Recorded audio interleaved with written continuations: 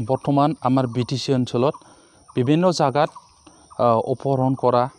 বা অপহৰণ কৰি কাকবা হত্যা কৰিব চেষ্টা কৰা গুলিয়াই হত্যা কৰিব চেষ্টা কৰা এইবিলাক চলি আছে উদাহৰণস্বৰূপ হিচাপে গোসাইগাঁৱত আমিনুৰ খান এজন মানুহ অপহৰণ কৰি তেখেতক হত্যা কৰিলে ঠিক একেধৰণে আমাৰ কোকৰাঝাৰ টাউনত ৰাণী চৌহান বুলি এজন সৰু ছোৱালীক অপহৰণ কৰি দুষ্কৃতিকাৰীসকলে হত্যা কৰিলে ঠিক একেধৰণে দুদিন আগত আমাৰ বাক্সা ডিষ্ট্ৰিক্টৰ আণ্ডাৰত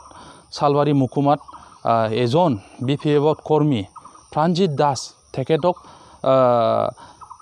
গুলিয়াই হত্যা কৰাৰ কাৰণে চেষ্টা কৰা হ'ল তো আমি ভাবো বৰ্তমান সেইবিলাক কিয় বাঢ়ি আছে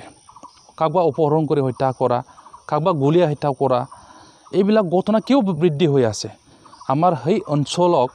অশান্তি সৃষ্টি কৰাৰ কাৰণে ৰাজনীতিক লাভালাভ লোৱাৰ কাৰণে কিছুমান অপশক্তিয়ে এইটো চলাই আছে বুলি আমি ধাৰণা কৰিছোঁ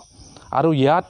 যি ষড়যন্ত্ৰই নহওক চৰকাৰী ষড়যন্ত্ৰই হওক বা বেচৰকাৰী ষড়যন্ত্ৰই হওক অতি শীঘ্ৰে এইটো বন্ধ হ'ব লাগে কাৰণ ইয়াত চৰকাৰ আছে গৃহ বিভাগ আছে গৃহ বিভাগে তদন্ত কৰি পেলাই দুষ্কৃতিকাৰীসকলক গ্ৰেপ্তাৰ কৰক চৰকাৰে গৃহ বিভাগে নোৱাৰা একো কাম নাই বহুত চোৰাংচোৱা আছে বহুত ফৰ্চেছ আছে তদন্ত কৰিলে এইবিলাক ওলাব আৰু চৰকাৰে যদি এইটো কৰিব নোৱাৰে বা প্ৰশাসনে যদি আৰক্ষীয়ে যদি এইটো কৰিব নোৱাৰে আমি তেতিয়াহ'লে ঘোষণা কৰি বাধ্য হ'ম ইয়াত প্ৰশাসনে জড়িত আছে বুলি জড়িত আছে বুলি আমি ঘোষণা কৰি বাধ্য হ'ম যাৰ ফলত এই ঘটনা যদি দিনে দিনে বৃদ্ধি হয় আমি ৰাজপথত ওলাই পেলাও এটা দায়িত্বশীল ছাত্ৰ সংগঠন হিচাপে আমি প্ৰতিবাদ কৰিবলৈও বাধ্য হ'ম লকডাউনৰ যিটো গাইডলাইনছ নিয়ম এইটো ভংগ কৰি পেলাইও আমি আন্দোলন কৰিবলৈ বাধ্য হ'ম এই অঞ্চলত চিৰস্থায়ী শান্তি স্থাপন কৰা ছাত্ৰত আমাৰ ৰাজনীতি কৰাত কোনো অসুবিধা নাই কোনোবা গণতান্ত্ৰিকভাৱে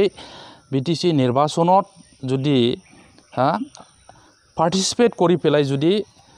গাদী দখল কৰিব খোজে বা কাকবা হেৰাব খোজে আমাৰ ক'ব লগা একো নাই কিন্তু ষড়যন্ত্ৰমূলকভাৱে সেই অঞ্চলত কোনোবা এটা দলক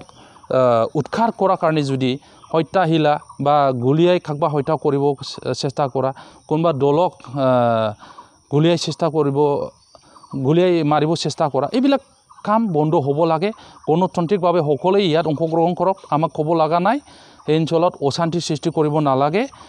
সেইকাৰণে চৰকাৰে অতি শীঘ্ৰে সেইবিলাক বন্ধ কৰিব লাগে এইটো আমি আহ্বান জনাইছোঁ